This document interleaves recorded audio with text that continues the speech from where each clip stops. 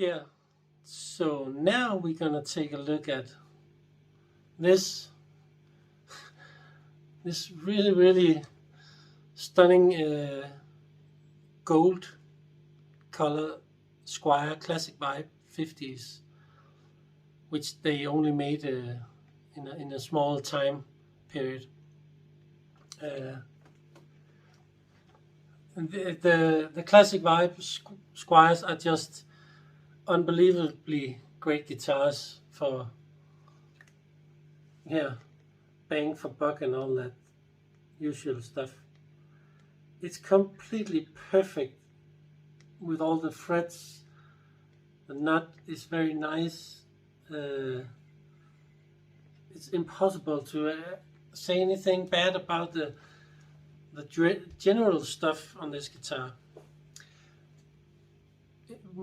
Yeah, but I'll give you my thoughts on it, pros and cons. I'm a kind of a corny guy in some. I like sometimes corny music, and I like sometimes corny clothing or guitar colors and stuff like that. So this one has all gold hardware, as you can see.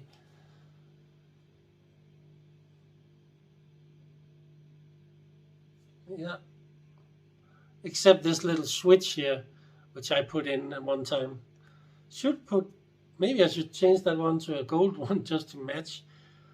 But to be honest, I actually disconnected that switch so it doesn't do anything anymore. It has the vintage style tuners, they have always been my preferred tuner machine thing. Yeah, gold, of course. The only thing with this guitar, I think I've grown accustomed to it, or I like it better maybe now. But generally speaking, I like as little as possible in terms of lacquer on a guitar. I prefer polyurethane lacquer that is very thin so the body can vibrate, and the same thing with the on here. Even though it looks really stunning in that low orange tint here, I think. But if I were to design this for some reason from scratch, I would definitely not put this much lacquer on either not on the back and not on the front. I don't really know why anyone would do that, but it gets very sturdy this way, and it's a glossy vintage looking thing, and it is a really pretty guitar, I think. And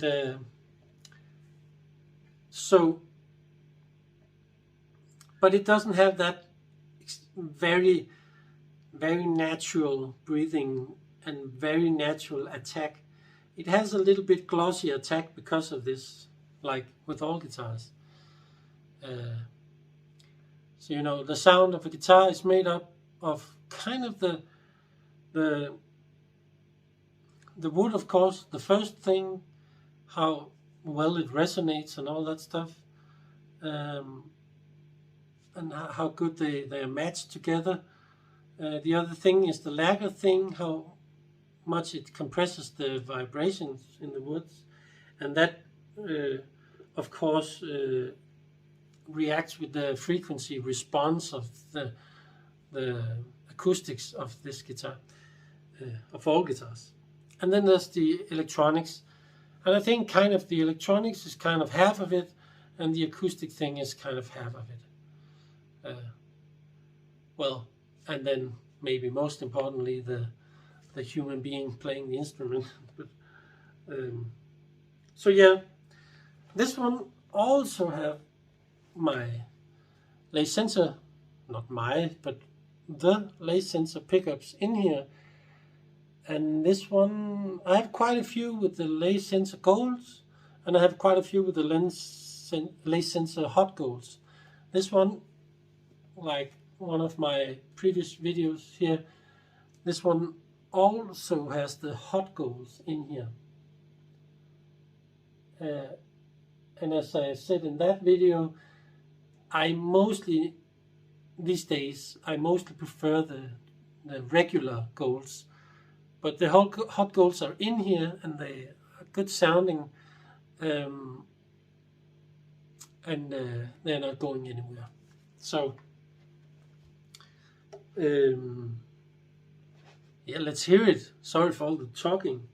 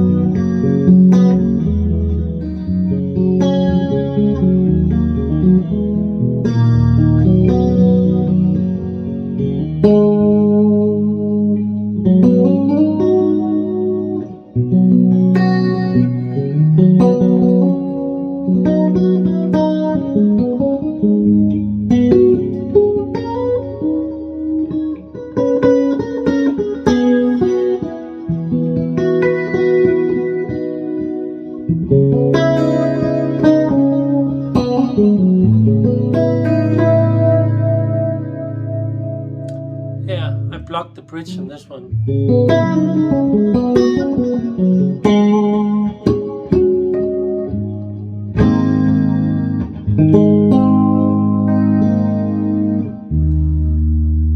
Yeah, sorry, this needs to, I haven't played this in quite a while, so the strings are a little dull, and they kind of need to be reseated just a little bit.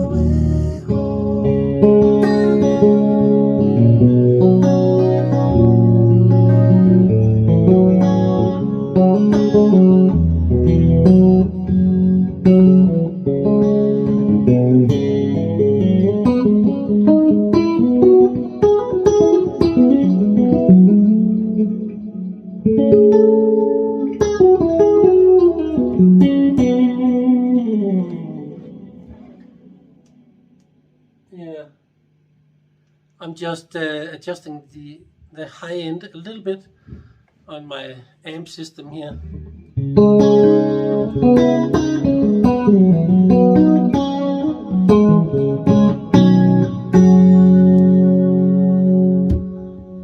Because I just kind of reviewed this guitar, which also has the hot golds on this one, but in between I had another one with traditional single coils, and they are just very bright in the top end. So.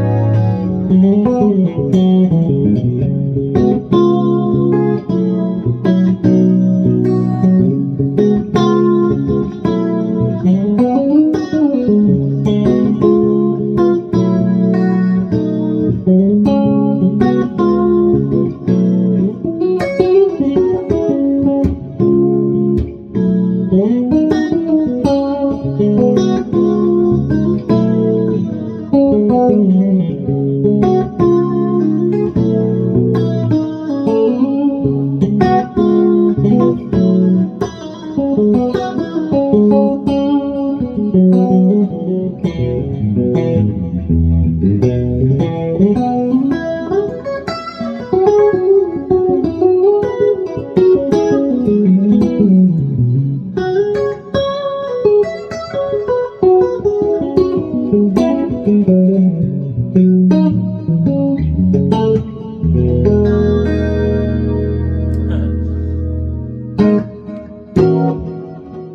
kind of forgot that I blocked this one out. I have so many guitars that I kind of forget which one have the blocked the tremolo and which one do not. Yeah, so what else is there? It's a classic vibe. It's not really a... I think I changed the roller, the string tree to a roller one here from Fender. I just like the look, and I like the idea of the string getting a nice rounded travel here instead of those butterfly ones or whatever with the sharp edges. It doesn't really seem that natural to me. Anyway, I do have quite a few guitars with those standard ones also. Maybe someday I'll change them in all of them, because I do prefer some nicer ones. Yeah, I could put in, gold screws as well. I don't know why it doesn't have that actually. Or maybe it did at one time and it's just worn off. I'm not really sure. No, I don't think so. This is like the 60 years anniversary they did this gold model. But anyway, I've used this so much. I've played like Stevie Ray blues gigs with it, and I've played a lot of just random party gigs with it. I've played some ballad stuff. I've used it for so many different things. I bought this back in 2000, I think 14 or 15, something like that. And sometimes I forget how nice I think this guitar is, just because most of the time I grab one of the guitars that says Fender on the headstock, and yeah, but this is just, I really like it, and I really love the detail of the black screws and springs on here, and small stuff like that.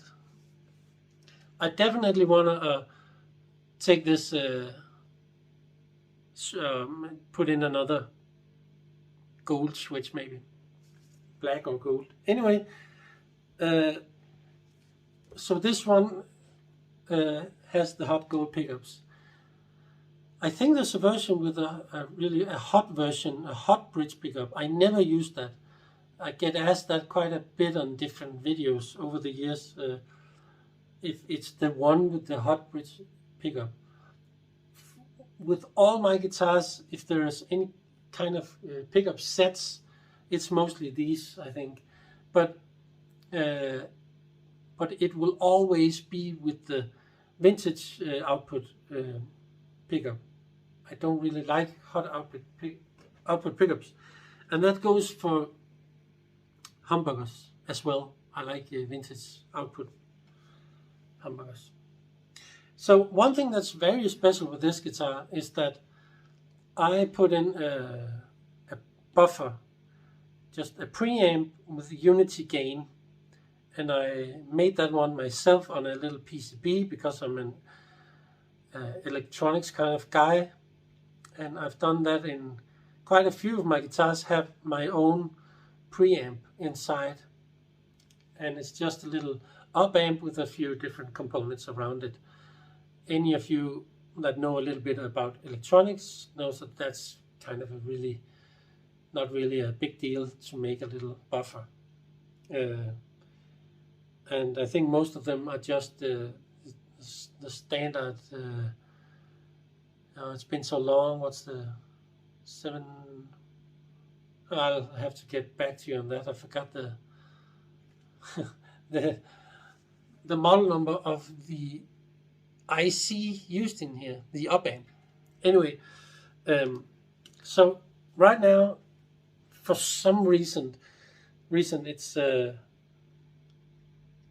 put it, the buffer, I put it after the normal tone control, I think, or I can't remember. It's been so long. It's like 8 years ago or something. So on this first volume, this is before the buffer or after maybe.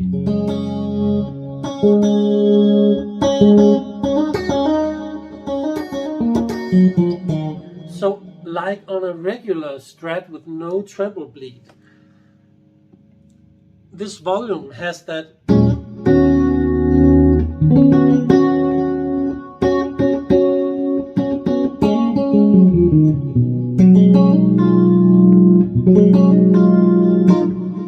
maybe not so much on this rig right now. It's been so long I don't really recall completely, but it does alter the top end a little bit, lessening the top end a little bit. Not much right now, but I seem to recall some gigs where I accidentally used that volume and a lot of the clarity disappeared.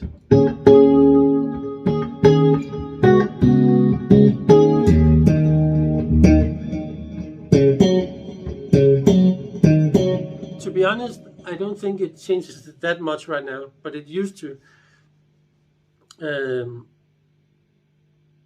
Maybe I installed a treble bleed on it at some point. But the whole point here is that the next knob, the first tone one, is actually the master volume.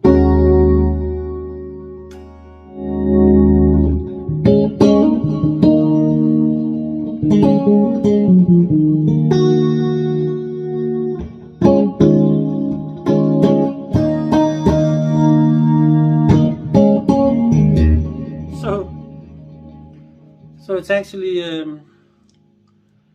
and actually I can feel that it's not unity gain anymore on this. There is some around 8 here. It feels like the normal volume output of a strat. So seems like I've been lying to you a little bit. Anyway, there are actually 2 volume knobs here that I can use however I want. Doesn't really matter that much. And then I just have a master tone control, which is what I prefer.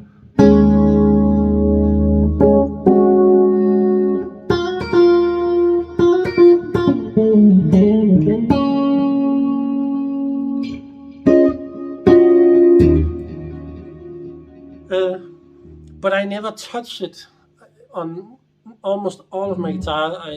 The tone is just all the way up.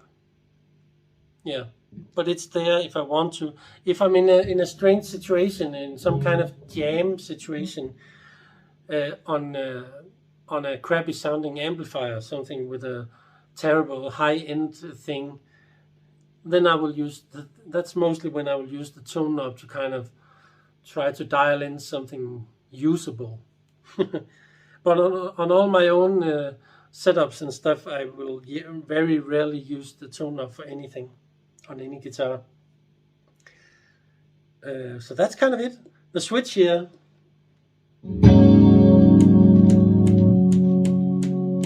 is not connected. That used to be the 9-volt battery to the preamp in here. But then later I just installed a stereo pod here. So, you know, like any other active guitar, you just unplug it to save battery.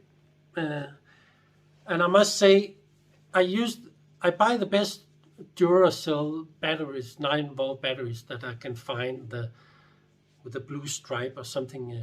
The most expensive ones. And when I use them, they last me, like, I think in this one, I think the battery has been in there for 5 years, maybe, something like that. Maybe if I took this out for a gig now, I would just measure it on my electronics bench or something. I have equipment, so I can measure how much voltage there's on there, or maybe just change it just for in case, you know.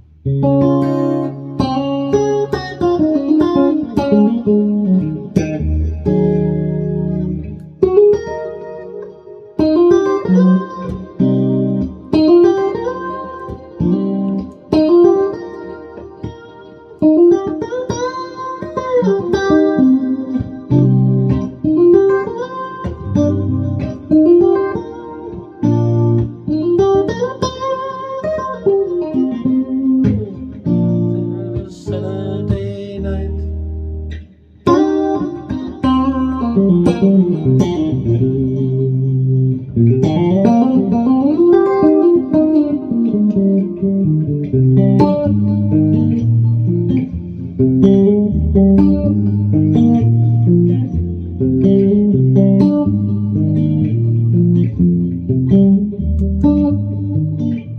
I have a cat that's come in here. Just a castaway.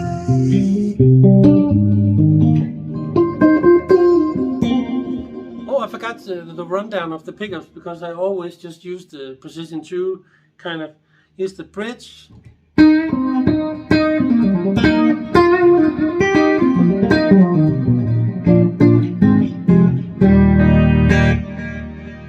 Kind of like some of my other videos, not a very usable tone for me, just the way it is. With some extra compression or some overdrive, it can be cool, especially in a live situation.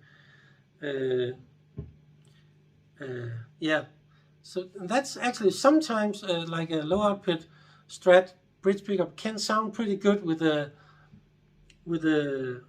if you have nice pedals and stuff for a lead sound, even though it's kind of weak. But it's that weak pickup that's very helpful in getting that classic.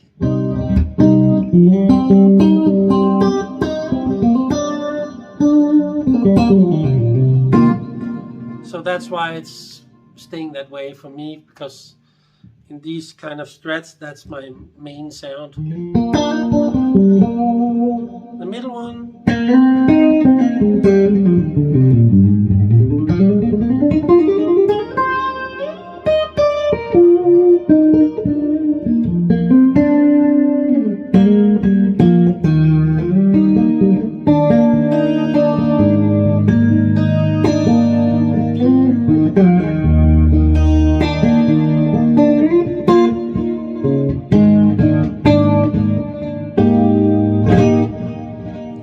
Definitely nice sounding. It has a little bit more in your face kind of tone, but with a very mild drive or something, it can be really.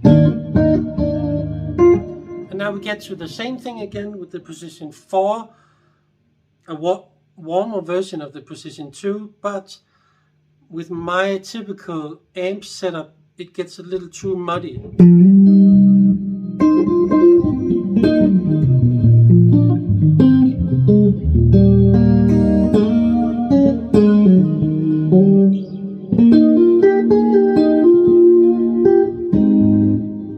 But that depends very much on your amp and amp settings, because the Precision 2 4 can be some of the greatest tones when you plug straight into some kind of Fender amp. So yeah, but that's just how it is on my typical setup, because I set up the sound mostly for this. And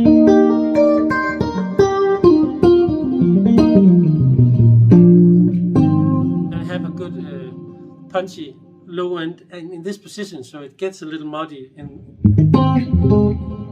position 4. Position 5.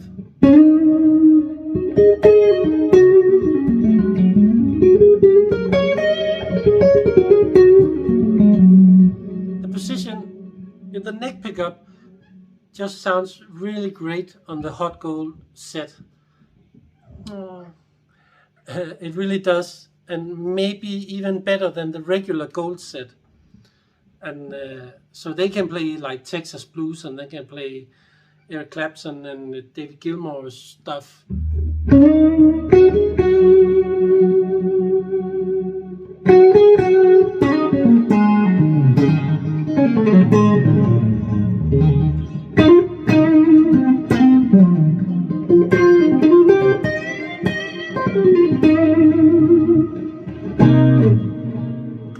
Yeah, that's a really nice pickup for bluesy stuff on the neck pickup.